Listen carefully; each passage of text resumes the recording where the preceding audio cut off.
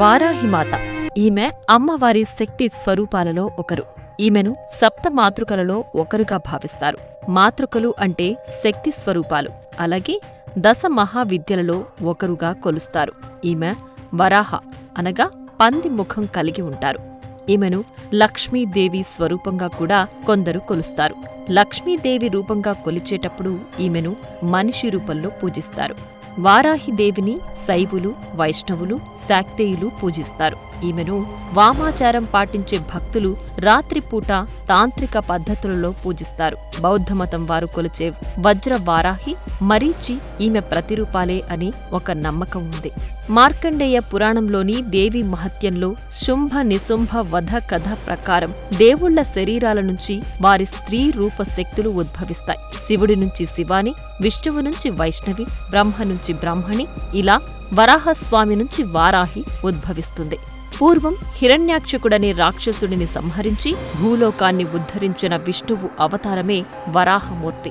ఆ వరాహమూర్తికి ఉన్న స్త్రీతత్వమే వారాహిమాత అంటారు. వారాహి రూపం ఇంచుమించు వరాహమూర్తినే పోలి ఉంటుంది.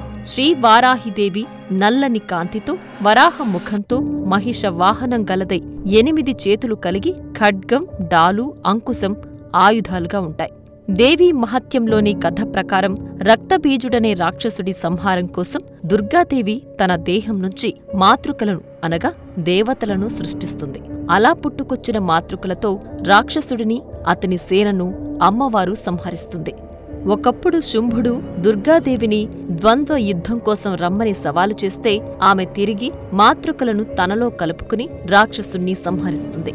అలాగే రక్తబీజుడి కథలో ఈమె వరాహ రూపంలో శవంపై కూర్చుని ఉండి తన దంతాలతో రాక్షస సంహారం గావిస్తుంది. బ్రాహ్మి, మహేశ్వరి, కౌమారి, వైష్ణవి, వారాహి, ఇంద్రాణి, చాముండి వంటి సప్త మాతృకలలో వారాహి ఒకరు. కొన్ని నమ్మకాల ప్రకారం 8వ మాతృకగా నరసింహిని, మరికొన్ని సాంప్రదాయాలలో 9వ మాతృకగా వినాయకునిని ఆరాధించడం జరుగుతోంది. దుష్ట శిక్షణ కోసం భక్తులను రక్షించేందుకు ఈ సప్త మాతృకలు ఎల్లవేళలా సిద్ధంగా ఉంటారు. వామన పురాణం ప్రకారం మాతృకలు అమ్మవారి రూపమైన చండిక నుంచి ఉద్భవిస్తారు. వీపు భాగం నుంచి వారాహి పుడుతుంది. దేవీ పురాణంలో ఇంకొక వాదన ప్రకారం వారాహ స్వామికి తల్లిగా ఈమెను వర్ణించింది. మత్స్య పురాణం ప్రకారం ఈమె జననం భిన్నంగా ఉంది. ఈ పురాణం ప్రకారం ఈమె అంధకాసురుడనే రాక్షసుడిని సంహరించేందుకు సహాయం కోసం శివుడి ద్వారా సృష్టించబడింది. ఈ అంధకాసురుడు కూడా రక్తబీజుడిలాగానే భూమికి రాలిన ప్రతి రక్తపు బొట్టు నుంచి పుట్టుకొస్తాడు. వారాహి అమ్మవారు శాక్తేయంలో కనిపిస్తారు. శక్తిని ఉపాసించే ప్రక్రియే శాక్తేయము. వారాహి అమ్మవారికి శ్రీ లలితా త్రిపుర సుందరీదేవి సైన్యాధిపతిగా ఉంటుంది. దండనాథ పేరుతో పిలువబడే వారాహిమాత శంఖం, చక్రం, నాగలి, గుణపం, అభయ వరదాలతో దర్శనమిస్తుంది. తాంత్రిక వచనంలో వారాహి తంత్రం ప్రకారం వారాహికి 5 రూపాలు ఉన్నాయని పేర్కొంది. అవి స్వప్న వారాహి, కాండ వారాహి, మహి లేదా భైరవి వారాహి, కృచ్ఛ వారాహి మరియు మత్స్య వారాహి. అయితే వారాహిని ఈ 5 రూపాలలో కాకుండా మనకు వరాహ యొక్క వారాహి ముఖంలో మాత్రమే మనం అమ్మవారిని చూస్తాం. అలాగే కొన్ని దేవాలయాలలో వరాహ మాదిరిగానే ఈమె కూడా తన దంతాలపై భూమిని పట్టుకున్నట్లు విగ్రహం కనిపిస్తుంది. వారాహీదేవి మందిరాలలో ముఖ్యంగా తాంత్రిక పూజ జరపడం సర్వసాధారణం. ప్రతి మనిషిలోనూ వారాహి శక్తి నాభి ప్రాంతంలో ఉండి మణిపూర, స్వాధిష్టాన, మూలాధార చక్రాలను ప్రభావితం చేస్తుంది. తాంత్రికులకు ఇష్టమైన దేవత వారాహిమాత. ఈమెను వామాచారం పాటించే భక్తులు రాత్రిపూట తాంత్రిక పద్ధతులలో పూజిస్తారు. వారాహిమాత ముఖ్య దేవతగా ప్రతిష్ఠించిన కొన్ని ఆలయాలలో దర్శనం సైతం రాత్రివేళల్లోనూ తెల్లవారుజామునో మాత్రమే ఉంటుంది. దేశంలోని వివిధ ప్రాంతాలలో ఈమె ఆలయాలు ఉన్నప్పటికీ ఒడిశాలోని చౌరాసి, అలాగే వారణాసి, చెన్నైలోని మైలాపూర్లో ఉన్న అమ్మవారి ఆలయాలు ఎంతో ప్రసిద్ధిగాంచాయి. 9వ శతాబ్దానికి చెందిన వారాహి దేవాలయం ఒరిస్సాలోని కోణార్క్ నుంచి 14 కిలోమీటర్ల దూరంలో ఉన్న చౌరాసిలో ఉంది. ఇక్కడ వారాహి మత్స్యవారాహిగా ప్రతిష్ఠించబడి తాంత్రిక ఆచారాల ద్వారా పూజించబడుతుంది.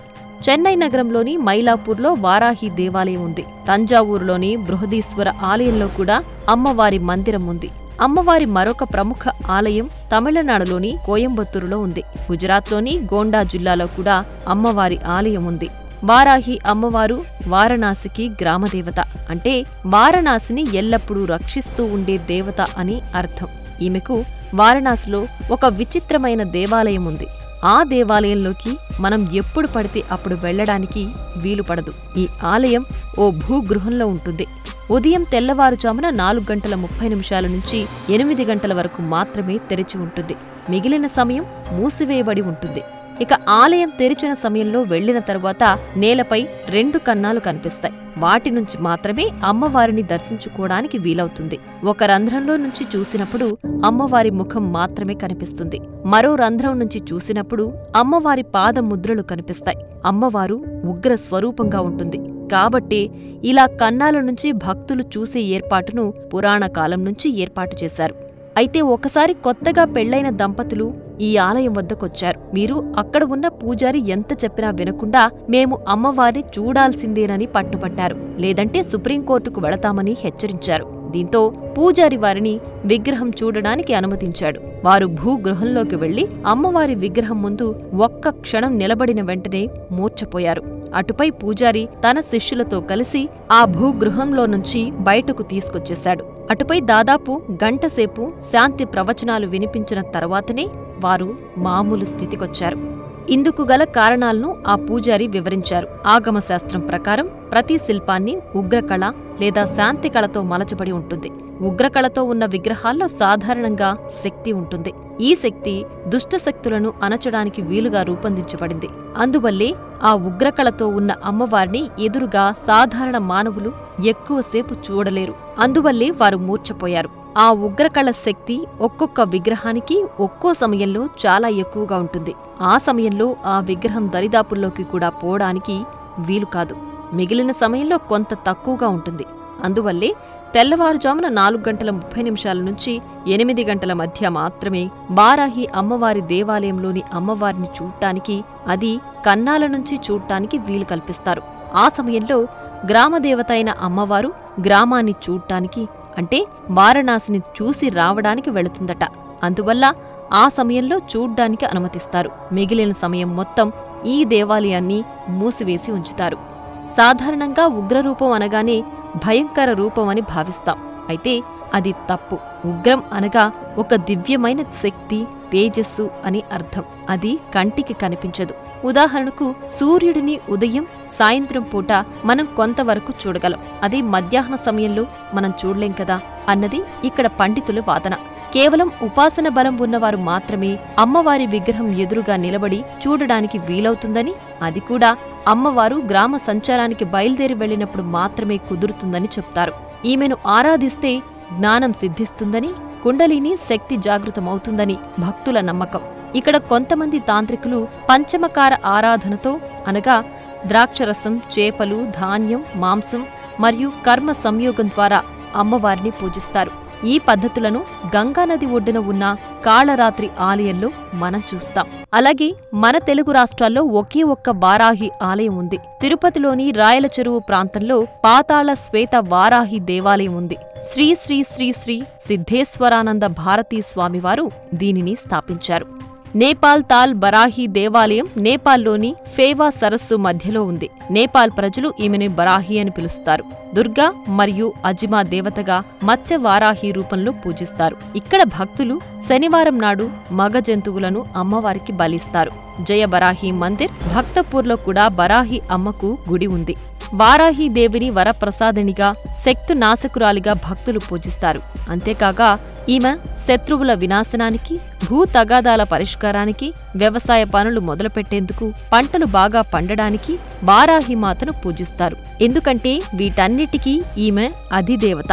ఈ దేవత యొక్క అనేక దేవాలయాలు యునైటెడ్ స్టేట్స్ మరియు మలేషియాతో సహా అనేక ఇతర దేశాల్లో చూడొచ్చు. సాధారణంగా అమావాస్య మరియు పౌర్ణమి రోజుల్లో అమ్మవారికి పూజలు నిర్వహిస్తారు. వారాహి దేవి స్తోత్రం పారాయణం చేస్తే ఎంతటి కష్టసాధ్యమైన పనులైనా త్వరగా పూర్తవుతాయని భక్తుల నమ్మకం. మొత్తంగా ఇది వారాహి మాత యొక్క చరిత్ర. ఆమెను పూజించి మనం కూడా అమ్మవారి కృపకు పాత్రులమవుతాం. For more videos like this, Subscribe Big TV channel